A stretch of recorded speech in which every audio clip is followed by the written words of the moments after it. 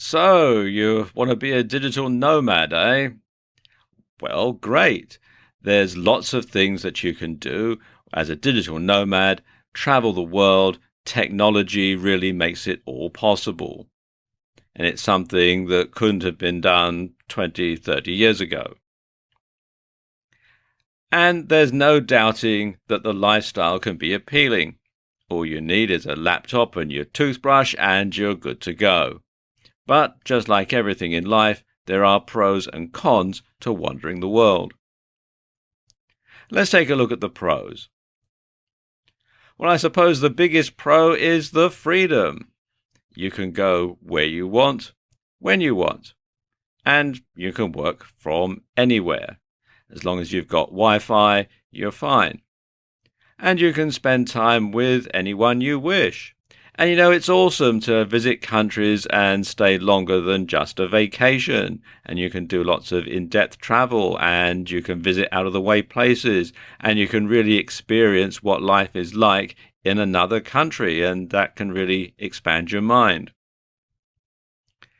And you can set your own work agenda. When you're a digital nomad, you can work when you like, from wherever you like. You don't have to put up with a bullying boss or moaning co-workers. As long as you've got Wi-Fi, you're good to go. And there's no more commuting. All the travel you're doing now is for pleasure and not a chore. And of course, you learn to be less materialistic because everything you need fits into your rucksack. You get to visit lots of new, different, and exciting places. And these are places that most people only dream about. And every day is different. There's no routine. You're not tied to a desk or a cubicle in an office. Every day is different. Everywhere is new and exciting because you're seeing things for the first time. And of course, your horizons expand and you get a greater outlook on the world because you become exposed to things that other people in your town, in your family, your friends, well, they just simply don't know about because they've never experienced it. So you become a much wiser person as a result. And you get increased self-awareness and self-development. Because you have to adapt to different environments and people, you're constantly growing and evolving as a person. And challenging yourself to live without the comforts of a home base, a regular paycheck, and familiar people and surroundings opens up a greater awareness of self because your backdrops and your relationships keep changing, so you become a much stronger person emotionally. And you learn new skills, and you can take what you've learned on the road and apply it to your daily life when or if you get settled again. Lots of people stay on the road all the time. And sometimes you find that they do things better in other countries than they do in the country that you're from. So you can take this knowledge and you can apply it to your life when you get back home, and you can enrich your own life and those of others around you through that experience. You also get to meet lots of new people, experience different cultures, learn different languages, eat different food, and generally do stuff that you would never have dreamt of doing before. But of course, there are some cons to this sort of lifestyle. There is a downside to it all. And the biggest one is loneliness. Being totally self-reliant can be tough. Human beings are social animals, and not having anyone else to talk to be supportive, someone you can trust or you can bounce ideas off of, can take its toll after a while. And of course, feeling homesick is another thing that happens when you're away a lot. You miss the familiar after a while, and you're separated from family and friends and from your support network. And of course, you may worry about people back home, particularly if you've got sick or elderly relatives. People might be in the hospital and you're told they're in hospital and you worry about them and so on. So that can be a big downside if your heart is on one side of the world, but your body is on the other, if you get what I mean. And of course, there's going to be things going on back home that you're not a part of, things like birthdays, weddings, anniversaries, and of course, there are other would-be shared experiences that you're going to be missing out on. Lots of things that your friends and family are doing, but you're not included, and there'll be memories that they have, which are perhaps quite important to them, that you won't be a part of, and you might feel a bit left out of the whole proceedings. And all this can lead to stress, anxiety, and depression, and that is very common amongst people who are digital nomads. And of course, the world can be a scary place, especially when you're off the beaten track. And you never quite know who you can trust or where you'll be 100% safe. Of course, you can be at the mercy of events, things like bad weather, wars, strikes, banks freezing your account, or even not having Wi-Fi that works can wreck your plans. So, being a digital nomad can be a fantastic lifestyle. But you need to think long and hard before embarking on it, and make certain it's for you. Living the life of a digital nomad has its attractions. But before you embark on it, you really do need to separate the myths from the realities. And we're going to talk about that in this video.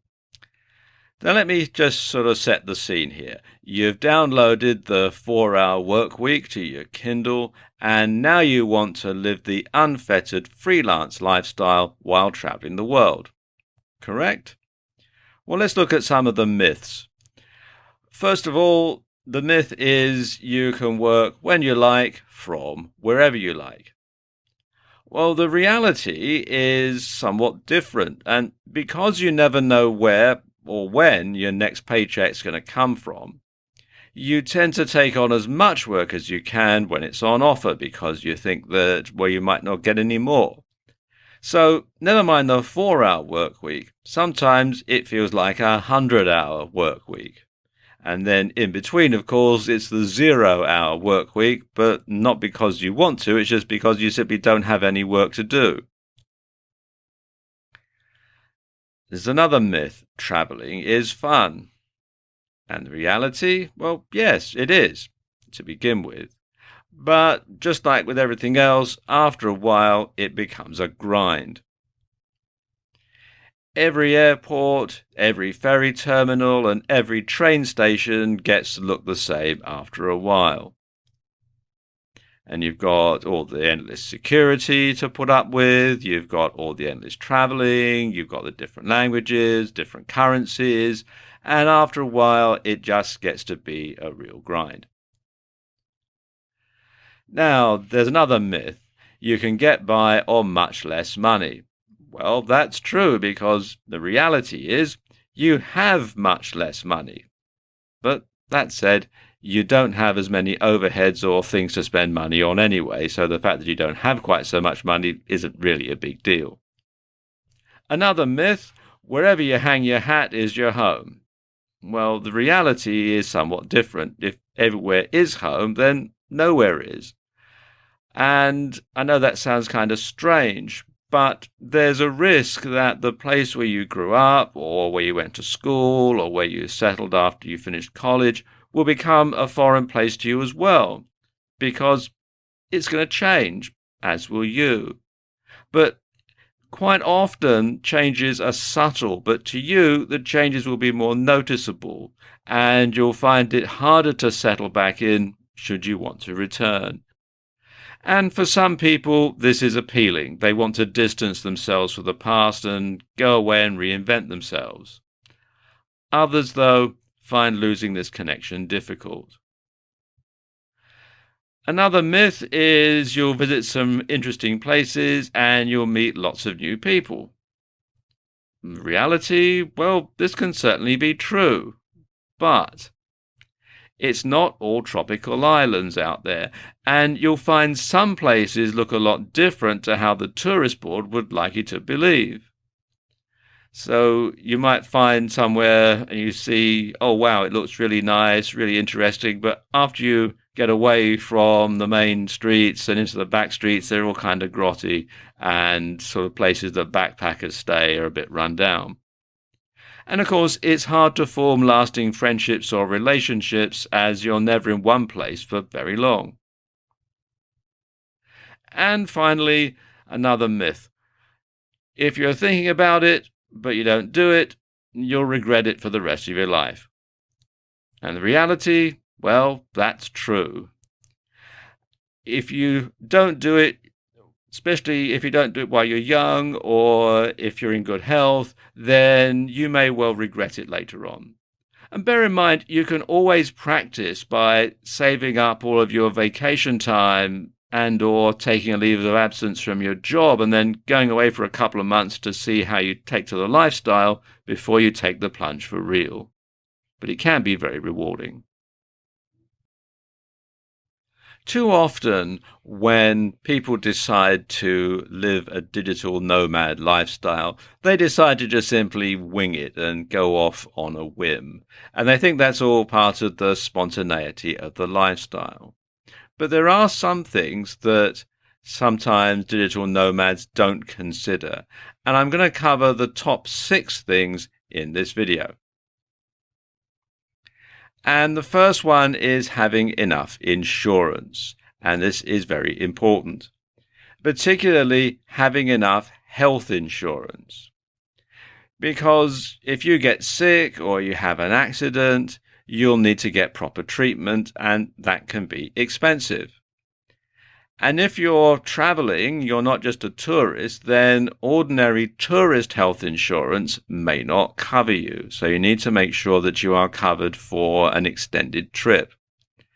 And if you're from a country where healthcare is provided by the government and funded through taxes, like the UK or Canada or something like that, then you may not have needed to consider this before because you just simply take it for granted.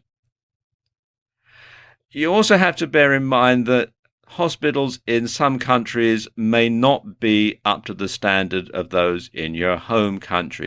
And this is particularly true if you're visiting some of the developing countries out there. And so you do need to make sure that any insurance that you have will enable you to be either brought back home or brought to another country where they do have an advanced healthcare system, where they do have good hospitals where you can get the proper treatment. Something else you need to bear in mind if you're from the UK is that UK nationals will lose their right to free treatment on the National Health Service if they're out of the country for a certain length of time. So you may need to also take out private medical insurance to cover you when you get back home as well. So that's something that not a lot of people consider until it's too late. You'll need other types of insurance too. For example, you're going to need car insurance if you're going to be driving. And if you don't have a fixed address, then obtaining this can be very difficult. You're also going to need insurance for your possessions. If your laptop gets lost or stolen, then you could be out of business. You're also going to need insurance to cover you against things like cancelled flights or missed ferries or lost bookings and that sort of thing, especially where you've had to pay up front for these and then they're cancelled and the tour company or the hotel owner just simply shrugs his shoulders and says, oh, well, too bad. Then you might have to take out insurance to cover you against that.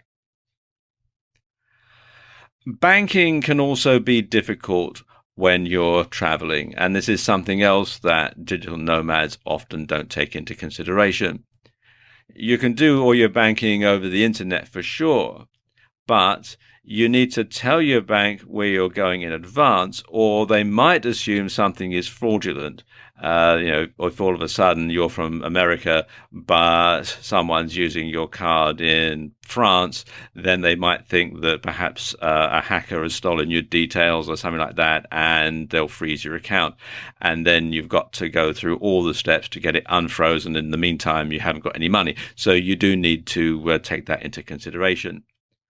Also, if you're going to use PayPal, PayPal have a habit of freezing or limiting accounts when they're accessed from a different country. So that can be problematic. And if you've ever tried to get in touch with PayPal, you know that they don't make it particularly easy. So you do have to take that into consideration as well.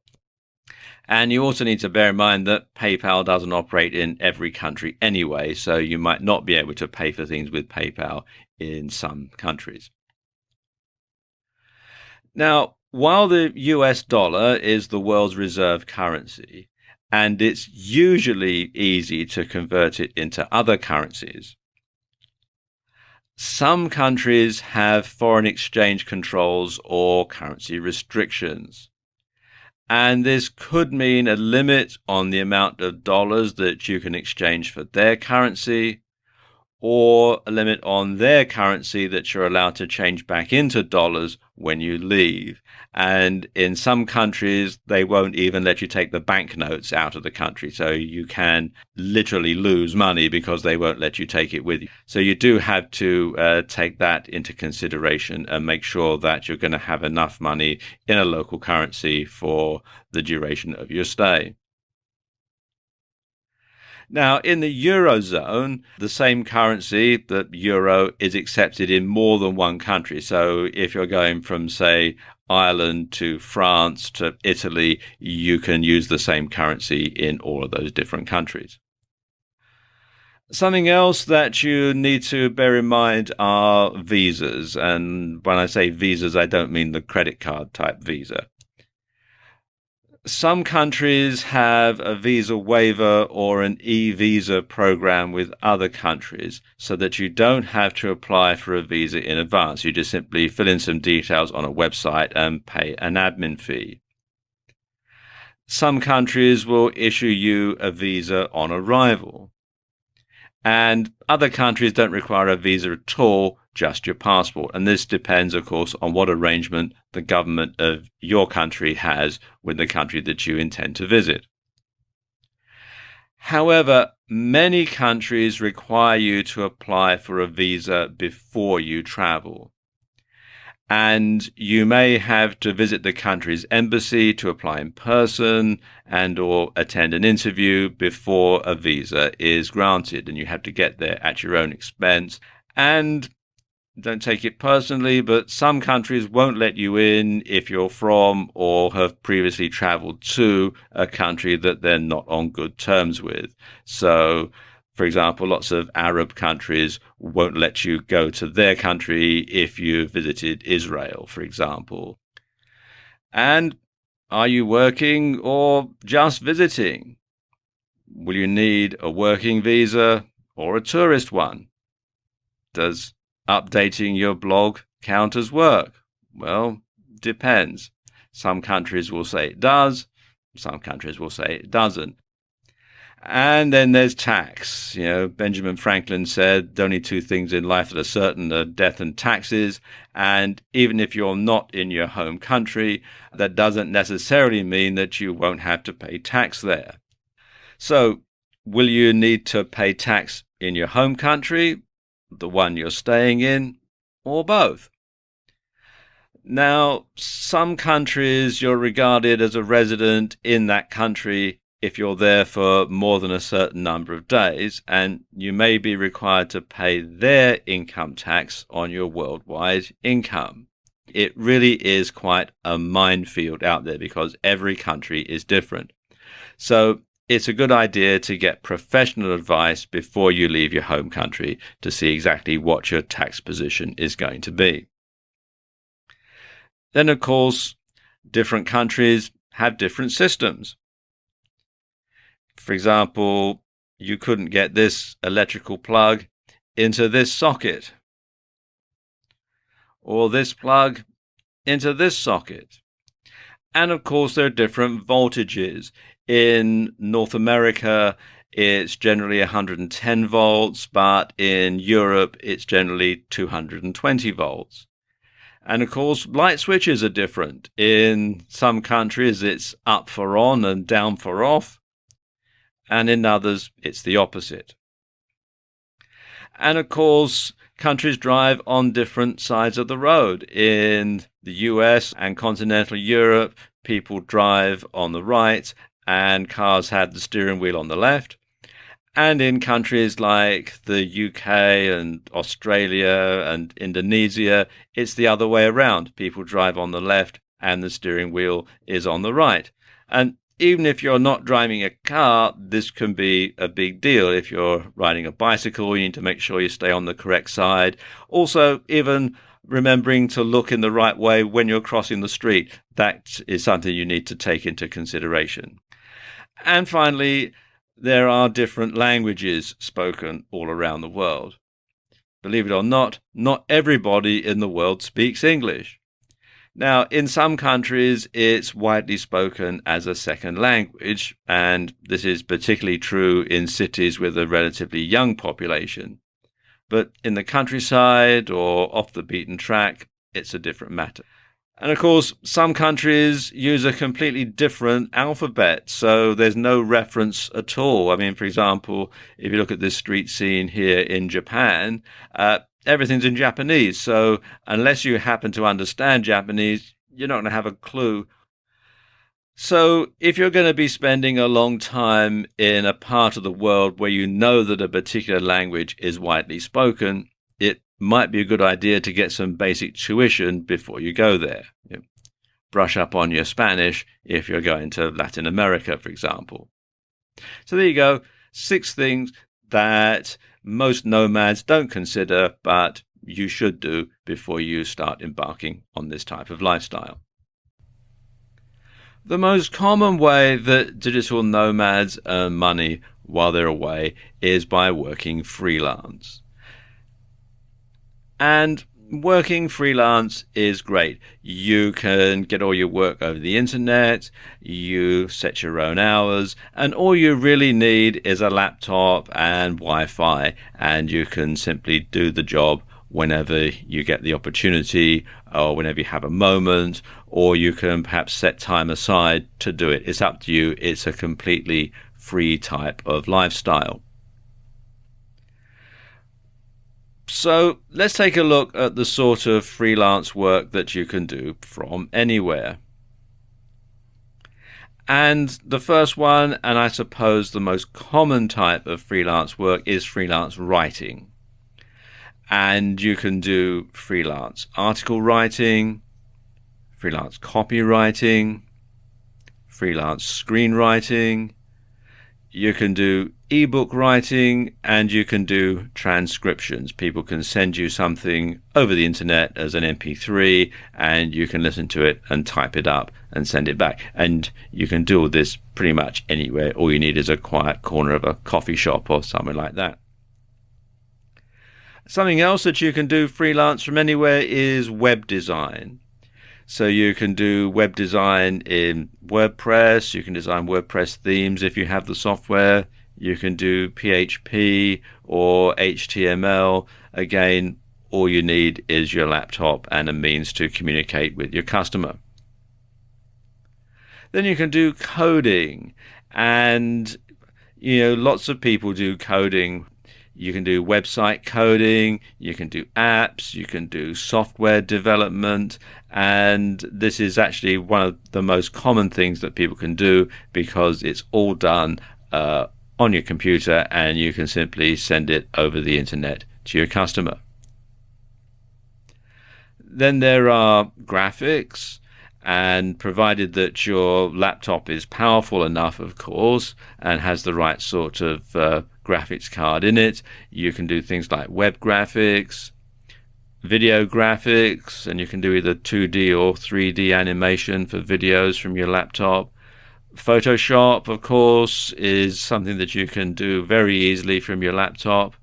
Also, print graphics and things like logos and those sort of things. And you can do videos. You can make a slideshow video like this one from your laptop. All you need is to have the right software. And if you're traveling, well, you can do travel videos for customers, travel videos that you can then sell yourself. You can shoot stock footage.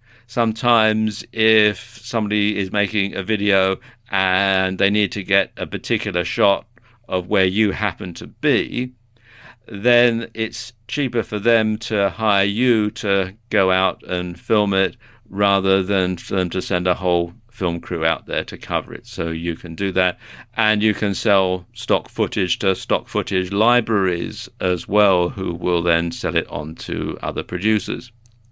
And of course, if you're going to be in one place for a particular length of time, you can shoot news footage. If something happens, if there's an event, particularly an unplanned one like a fire or an earthquake or something like that, you can film that and send it on to news organizations who can pay quite handsomely for that.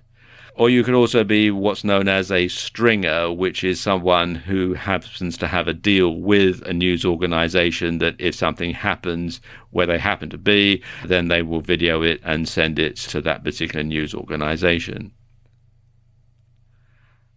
Then you can do translations, of course. And there's several ways you can do this. You can do translations over the internet, where people will send you things to be translated. Or you can do translation locally if you're going to be in one place for long enough and you've got contacts and connections in the town or city or country where you're staying and you speak the local language. You can translate from the local language into English and vice versa. And this can be either written or oral translation. Now, there are a few different sites where you can look for freelance work. And the first one is Upwork, which you can find here at upwork.com.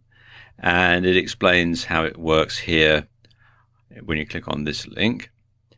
You can also go to Freelancer, which is freelancer.com, and both of them work on a similar principle. Somebody posts a job that they want filled, and you bid against other freelancers for it, and the person who's commissioning the job would decide who they want to do the job for them, and the website takes a cut of the fee. If what you're doing is anything to do with marketing or copywriting or web design or that sort of thing, it's a good idea to take out an ad on the Warriors for Hire section of the Warrior Forum. As you can see, they've got lots of people here advertising things like marketing and professional copywriting and that sort of thing, and you can advertise your services here. And on this site, and I think you do actually have to be a paid member to place an ad in the Warriors for Hire section. And on this site, you basically advertise your services and the buyers come to you rather than you having to bid on a job that other people are competing against. So just a few ways that you can find freelance work while you're on the road. A great way for digital nomads to make money is via a blog. Now, for the uninitiated out there, what is a blog? Well, Wikipedia defines it like this. A blog, a truncation of the expression weblog, is a discussion or informational website published on the World Wide Web consisting of discrete, often informal, diary-style text entries known as posts. Posts are typically displayed in reverse chronological order so that the most recent post appears first at the top of the web page. Many blogs provide commentary on a particular subject or topic, ranging from politics to sports. Others function as more personal online diaries, and others function more as online brand advertising of a particular individual or company. A typical blog combines text, digital images, and links to other blogs, web pages, and other media related to its topic. Most blogs are primarily textual, although some focus on art, otherwise known as art blogs, photographs, photoblogs, videos, video blogs or vlogs, music, MP3 blogs, and audio, known as podcast. Now, the most popular platform for blogs these days is WordPress. And WordPress is a free open source blogging platform, and there are several ways that you can access it. You can download the software from WordPress.org. Be sure to go to WordPress.org rather than WordPress.com. I'll explain why in a moment. And then you can download the software and then upload it to your web server and follow the on-screen instructions. It's actually quite straightforward. Or with most web hosting accounts, you can actually install it from within cPanel. If I just scroll down here a bit, you'll see that this particular hosting package has Softalicious Apps Installer, and you can install WordPress and just simply follow the on-screen instructions. It'll install it very, very easily. Or if you want WordPress to host your blog for you on their server, then you can come here to WordPress.com and simply click here on Get Started. Now, if you're going to monetize your blog, it's probably best to host it on your own hosting, and you can use your own domain name and so on. WordPress does tend to take a rather dim view of commercial blogs hosted on their servers. Regardless of how you do it, once you've got it installed, it'll look a bit like this, and you can click here on Post and then add a new post and start updating your blog. Now, of course, having a blog is one thing, making money from it is something else. So let's look at some of the different ways that you can monetize your blog. And the first way is via Google AdSense. Now, Google AdSense is a bit like Google AdWords, the small ads that appear down the side of the search engine results pages in Google. But with Google AdSense, advertisers pay you to put their ad on your blog. So every time someone clicks on an ad, you get paid. You don't get paid very much, but it is a truly passive income. All you have to do is provide relevant content and drive the traffic, and Google will take care of the rest. And to find out more, go to google.com/AdSense, and you'll be redirected to this page where you can sign up and also read more about how AdSense works. Now, there are other sources of advertising as well. One is banner ads. Now, these aren't as popular as they used to be, but they're still worth considering. And basically, with a banner ad, somebody will pay you to put their banner on your blog, advertising their product. And payment can be either a set amount, or it can be so many times that it's displayed, or it can be however many times it's clicked through. And you can actually have banner ads under the AdSense program as well. Another way is to do paid reviews. This is where somebody will pay you to do a review of their product or service, and then you post that review on your blog, and then there's a link at the bottom where people can go and buy the product or service from the vendor. Or you can sell your own classified ad type advertising. You do need to make sure that you're getting a lot of traffic in order for this to really be viable. Another way that you can monetize your blog is by selling affiliate products. And this is, I suspect, the most popular form of monetization for blogs. Basically, you send traffic from your blog to a merchant's website. The customer will then buy the product and you get paid a commission. And this can be as much as 100% on some digital products. The easiest way to make affiliate sales is to write a product review, where you write about the product and then you include a special affiliate link at the end of your review where people can go and buy that product, and of course you'll get the commission. And it's a good idea if you purchase the product yourself first so that you can give an honest, fair review. And this adds weight and credibility to your review. And when you do this, after a while, you'll come to be regarded as an expert in the field, and people will take your reviews seriously, and they'll seek out your blog to read your reviews before they actually buy a product.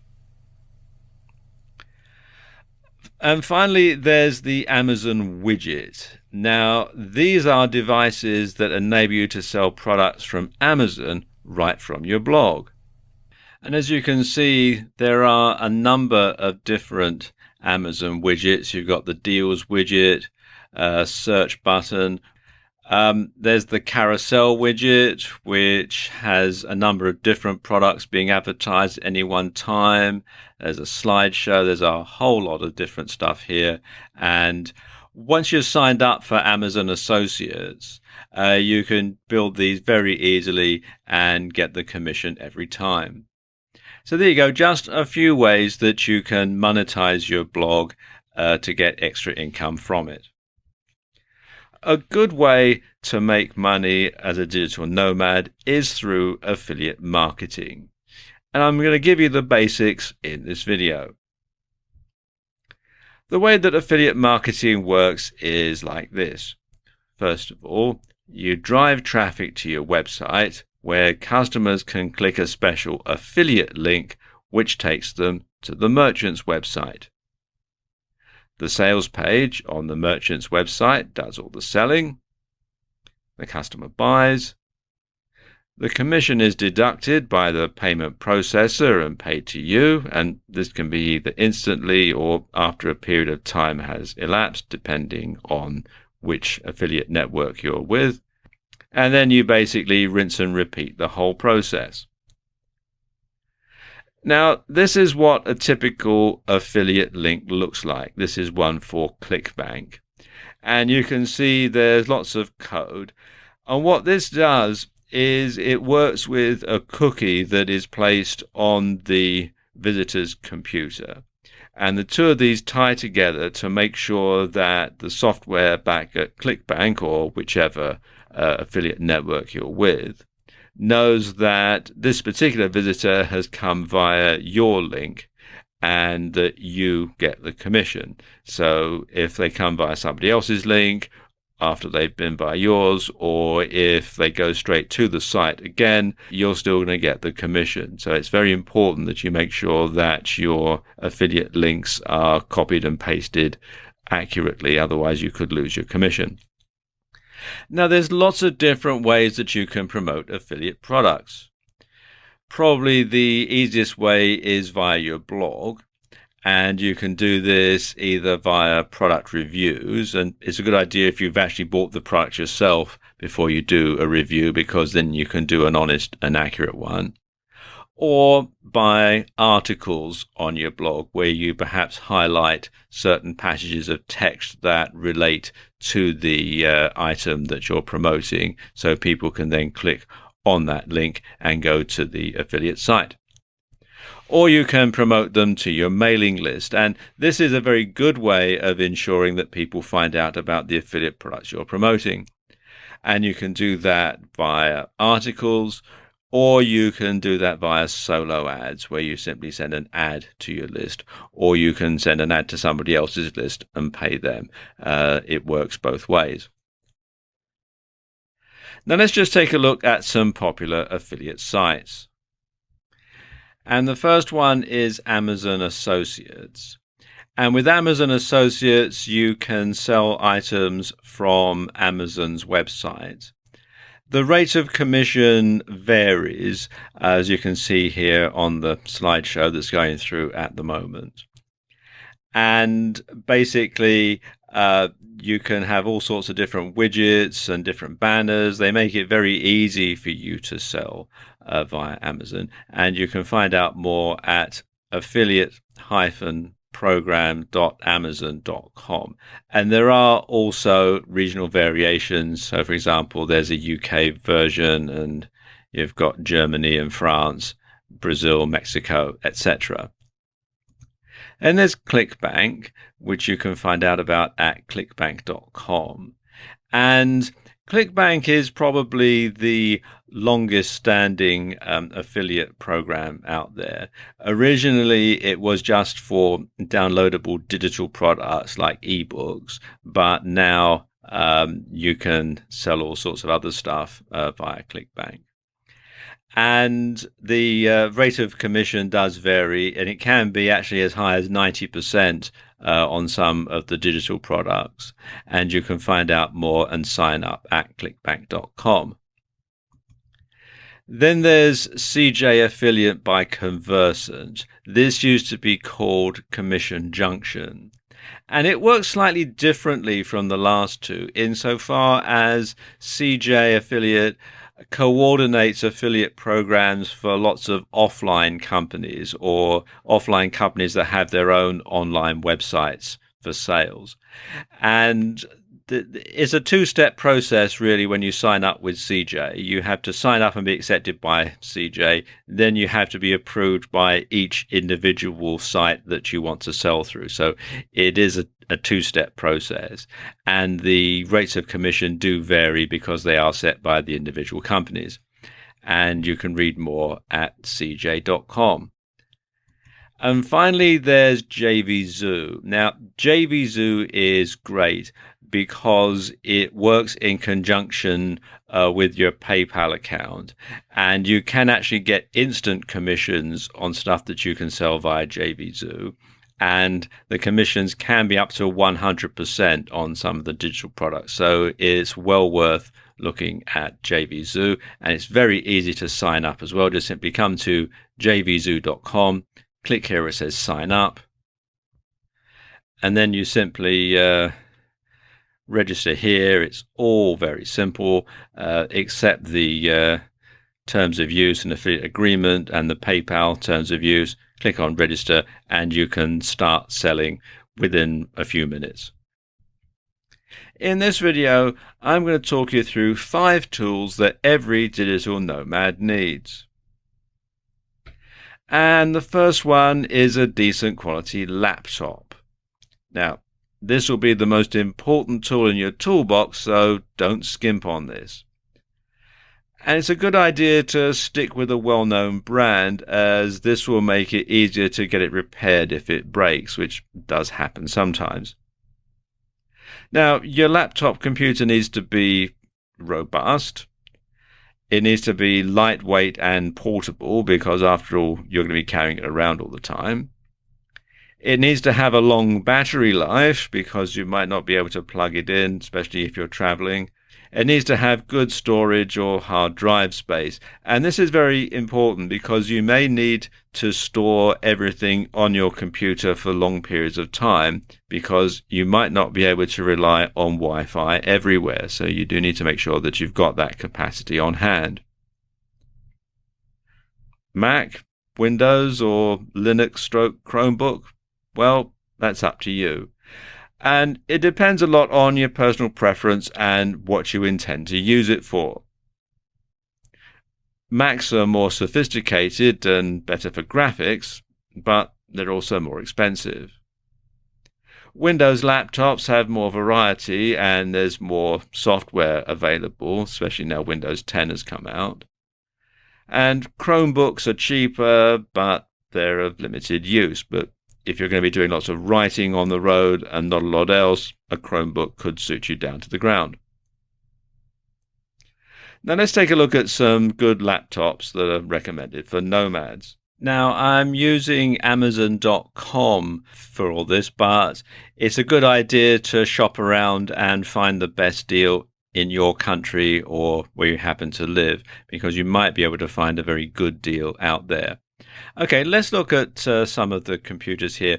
If you're looking for just a basic Chromebook, then something like the Acer is very good. As you can see, it's quite reasonably priced, and it has quite a good Intel Celeron quad-core processor, and it's nice and light. And if all you're going to do is word processing and checking your emails and maybe watching the odd video, then this is perfect for that particular purpose.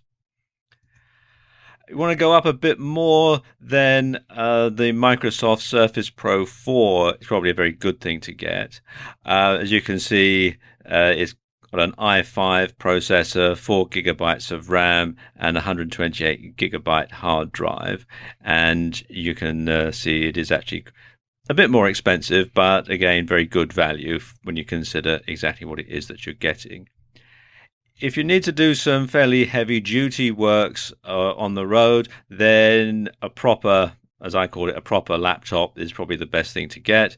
Something like the Apple MacBook Air or the Dell Inspiron 7000 series. All work very well, and they're all quite robust and can handle all sorts of stuff, from writing to graphics to video editing and that sort of stuff. You'll also need a good smartphone. And the reason for that is there are many apps that can make life easier on the road. Now, when you're choosing a smartphone, you want to make sure that it gets at least 3G. Now, 3G is fairly widespread throughout the world, but 4G and 5G are fairly limited to large towns and cities in fairly well-established countries. So what you should do is get one that does at least 3G, because then you'll be able to connect in more places. You also want to have one that's got Bluetooth so that you can connect your laptop to the internet when there's no Wi-Fi. Should you get a Windows, an iOS, or an Android smartphone? Well, again, it's up to you, and a lot of it comes down to personal preference and to budget. A good place to look for a smartphone is on eBay, and you can generally pick up a very good deal there, and it allows you to drill down and find the particular type of smartphone that you want. Now, when you do buy a smartphone, be sure to get one that's unlocked, and that means you're not tied to any particular network. And this can come in very handy if you're going to be in a country for any length of time. You can get a SIM-only deal or a pay-as-you-go SIM for making local calls and receiving local calls, and you can actually redirect your main number through to your new local number, and it can work out quite economical that way. You're also going to need a backup drive, and this is important that you have this and keep it separate from your laptop, because if your laptop breaks or gets lost or stolen, then you won't lose all your data. And you also want to back up programs as well, so it's a good idea to get one that's got a pretty decent storage capacity. Again, eBay is probably the best place to look for this piece of kit. Be sure to get one that you can power from the USB port. That way you don't have to worry about having the correct power transformer or that sort of thing. You might also want to consider cloud storage. Now, with cloud storage, your most important files can be kept completely separately from your laptop. And it's also easy to deliver work to clients that way, because you can simply give them the link on your cloud storage and they can download it at their leisure. There are a number of different cloud storage facilities out there. Probably the most popular one is Amazon S3, and you can find out more at aws.amazon.com/S3. It does come with a certain amount of free space, which is generally all right just for passing on docs or for backup storage. After that, you do have to pay, but the pricing is quite reasonable, and you can host it in different countries as well, depending on where you're traveling. So you can have it in Ireland or Australia or the US, so it is quite flexible in that way. Then we have the Microsoft Cloud, which you can find out about at cloud.microsoft.com. Again, both free and paid for versions of this. And this does sometimes come as an add-on with Microsoft Office 365. So if you have that, you might already have Microsoft Cloud.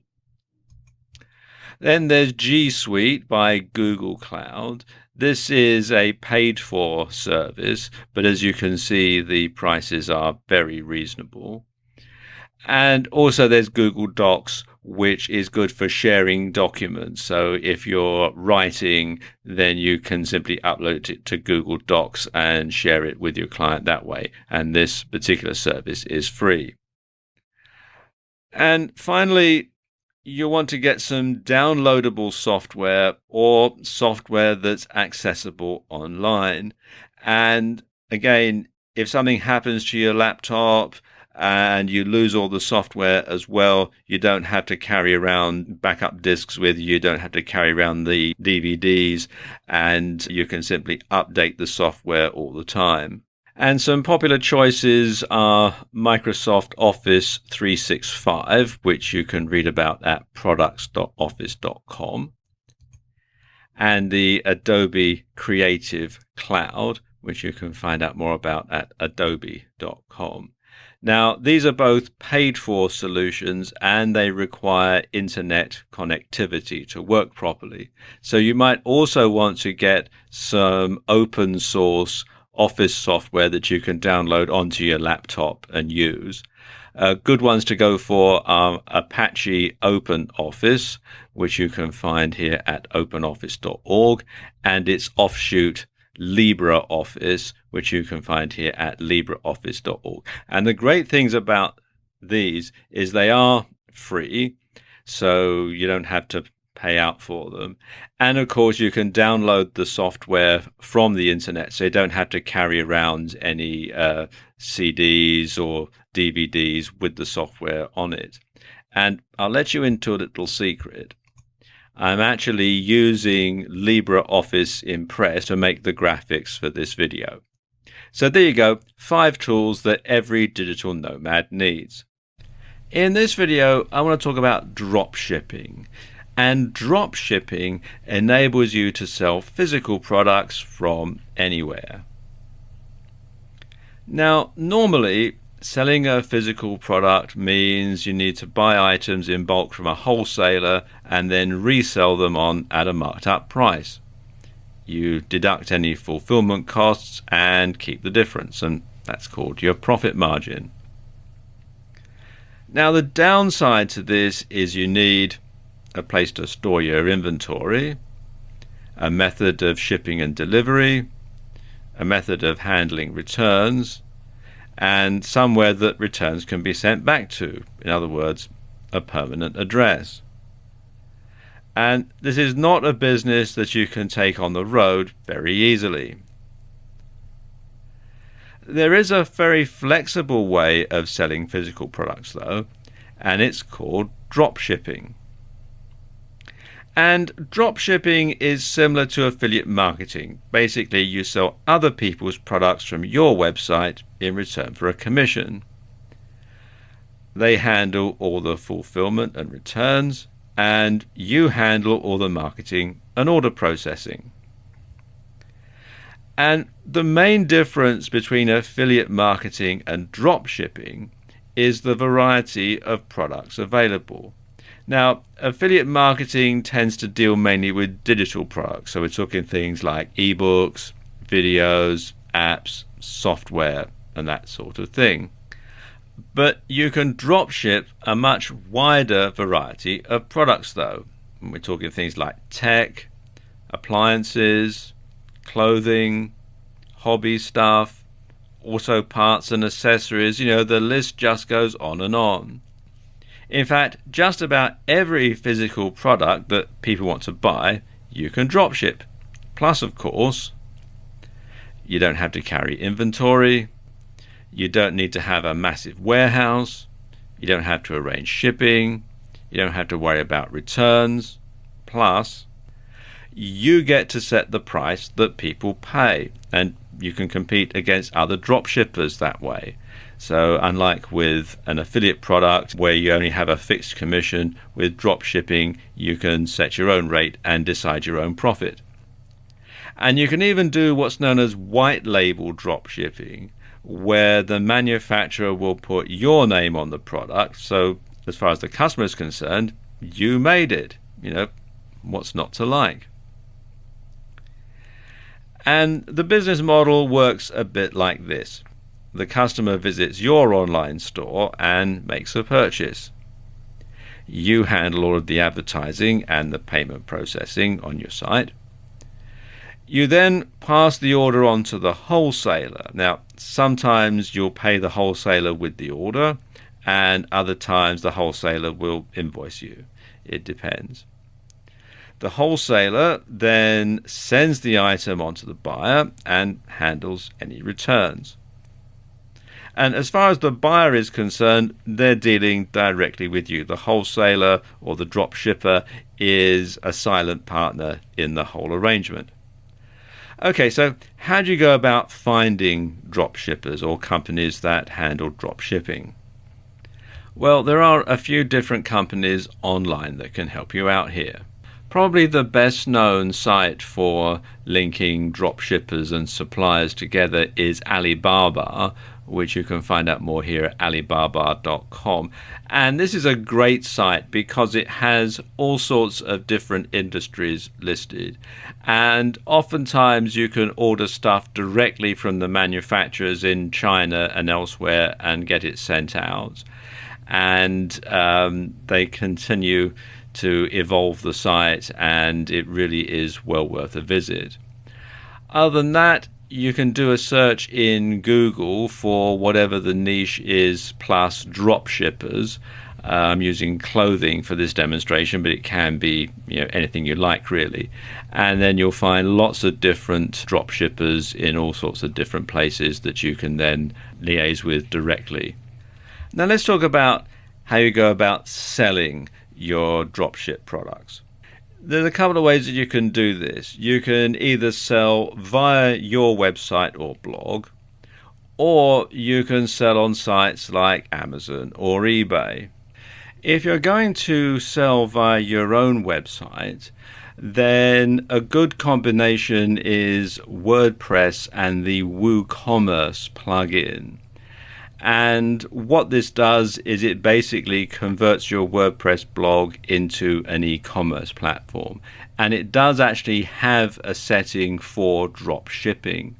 And you can find out more at the WooCommerce website, which is woocommerce.com. And there are free and paid for versions. You can actually install the free version from within WordPress itself. Just go to plugins, do a search for WooCommerce, and then you can simply click on the button to install it and follow the on-screen instructions. It's actually quite straightforward. Now, unlike selling affiliate products, you're not sending customers to somebody else's site to process the sale. And you can sell more than one dropshipper's goods in a single transaction. It all goes in the same shopping cart and gets checked out in a single payment, and you can do that on WooCommerce very easily. Another option is to sell on eBay, and lots of dropshippers sell on eBay. In fact, you'd be surprised at the number of items that are for sale on eBay that are actually being dropshipped. And a good way to find out is to see if the same product, the exact same product, keeps showing up under different listings with different prices but looks suspiciously the same. For example, I recently bought this toolkit. You can see here, 35-piece torque bit and e-socket set. And you can see it's there. And if I scroll down, you can see it's there. And it's there. And this looks suspiciously the same, but is in a different color packet. And so on. So I would hazard a guess that all of these are actually being drop shipped by these various different merchants. And the thing about selling on eBay is, of course, eBay handles all of the processing for you. All you've got to do is place the order with the drop shipper. Now, the great thing about running a drop shipping business is nobody need know that you're on the road. You can set up a mailing address to go on your site, and if you're young and still live at home, you could probably use your parents' address. And you can add a Skype in number to handle inquiries, so people can dial a local number. It's routed over the internet via Skype to your smartphone, and you can answer it just as if you were in the city that they think they're dialing. And of course, if you're selling via eBay or Amazon, all the communication, all the payment processing, etc., is all handled by the site anyway, so there's no real tie between you and the business. It's very, very fluid indeed. And you can keep running the business as a sideline or even as a full-time business if or when you become more settled. Or you can even get the business up and running before you leave and while you still have a steady income from your job. So it's a very, very flexible way of making money on the road.